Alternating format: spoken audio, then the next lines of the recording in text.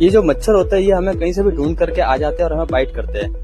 लेकिन ऐसा क्या रीजन है कि मच्छर आते हैं, हमें बाइट करते हैं, हमें बाइट क्यों कर रहे हैं? और सबसे पहली बात तो ये कि मच्छर हमारी तरफ अट्रैक्ट कैसे होते हैं, हमें कैसे वो बाइट करने आ रहे हैं। देखिए, हमारी बॉडी के अंदर ना बहुत सारे अलग अलग टाइप ऑफ केमिकल्स होते हैं जो रिलीज होते हैं। उससे पहला मेनली जो होता है वो होता है कार्बन डाइऑक्साइड। हमारी बॉडी है ना excessive amount of her second carbon dioxide निकालती रहती है। एक मच्छर होता है वो लगभग 15 से 20 मीटर की दूरी से ही उस कार्बन डाइऑक्साइड को डिटेक्ट कर लेता है। उस डिटेक्शन से वो मच्छर हमारे पास आता है, हमें बाइट करता है। दूसरा आता है हीट। हमारी body excessive amount of heat भी रिलीज करती है और मच्छरों को क्या पसंद होता है? हीट।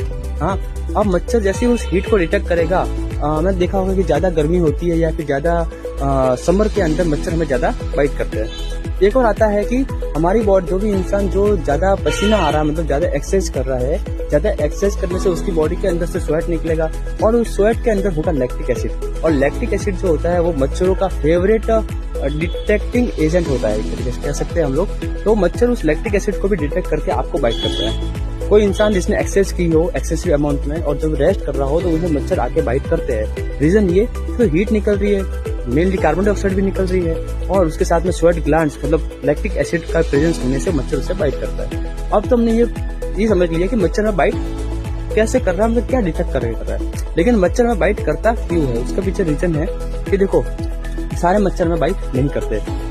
फीमेल मॉस्किटोस होती है वो भी बाइट करती है। रीजन ये कि फीमेल मॉस्किटोस को नए बच्चे देने होते हैं, नए एग्स देने पड़ते हैं, तो उनके लिए उन्हें प्रोटीन्स आयरन्स की नीड होगी। और प्रोटीन्स आयरन्स उन्हें कहाँ से मिलेगा? वो मिलेगा उसे हमारे ब्लड से, और हमारे ब्लड के अंदर प्रोटीन्स आयरन्स वगैरह प्रेजेंट होते हैं, वो हमें बाइट करती है, वहां से उसको प्रोटीन मिलता है और उसके एग या डेवलपमेंट के अंदर उसको हेल्प मिलती है। ठीक है। और अभी एक और चीज की, जो मच्छर होते हैं, मच्छर अलग अलग प्रकार के होते हैं कि कोई मच्छर दिन में काट रहे हैं, कोई मच्छर रात में काट रहे हैं। ये याद रखना कि जो मच्छर दिन में काट रहा है वो एडिस मॉस्किटो होता है, उससे डेंगू फैलता है।